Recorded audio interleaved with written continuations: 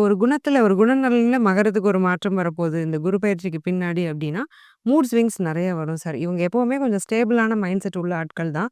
But இந்த குரு பயிற்சிக்கு பின்னாடி குறிப்பா என்ன ஆகும்னா, ஒரு விஷயத்த நெனச்சுட்டு இருக்கும்போதே இன்னொரு விஷயத்த நடத்துறது, இல்ல ஒண்ணு எழுதிட்டு இருப்பாங்க. டக்குனு அத போட்டுட்டு வேற வேல பாக்க போவாங்க. அதே மாரி என்ன ஒரு விஷயத்த பண்ணாலுமே, அடுத்து இன்னொன்னு. ஒரு கதைக்குள் பல கதைங்கிற மாரி, ஒரு தாட் ப்ராசஸ்க்குள்ள போம்போதே இன்னொரு தாட் ப்ராசஸ். ஒரு வேலைய செய்யும்போதே அத பாதியில விட்டுட்டு இன்னொரு வேலைக்குள்ள போறது. இந்த மாரியான விஷயங்கள அடிக்கடி பண்ண ஆரம்பிப்பாங்க.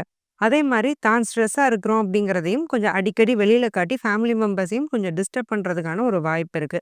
இந்த மூட் ஸ்விங்ஸ் அப்படிங்கிறது கண்டிப்பா இந்த குரு பயிற்சிக்கு பின் மகரத்துக்கு இருக்கும். இத கொஞ்சம் கம்மி பண்ணிக்கிறதுங்கிறது மகரத்துக்கு நல்லது. இன்னொரு விஷயம் என்னன்னா, இந்த குரு பயிற்சிக்கு பின் மகர ராசிக்காரர்கள் பழமையான விஷயங்கள கொஞ்சம் ரசிக்க ஆரம்பிப்பாங்க. இப்போ உள்ள லேட்டஸ்ட் சாங்ஸ கேட்கிறவங்க கூட டக்குனு 80ஸ் பிளேலிஸ்ட்ஸ்க்கு போவாங்க. கிளாசிக்கான, ஆன்டிக்கான விஷயங்கள ரசிக்க ஆரம்பிப்பாங்க. வீட்ட கொஞ்சம் அழகா மாத்த ஆரம்பிப்பாங்க. இந்த மாதிரி ஒரு பாசிட்டிவான ஒரு மாற்றமும் மகரத்துக்கு இந்த குரு பயிற்சிக்கு பின் கண்டிப்பா நடக்கும்.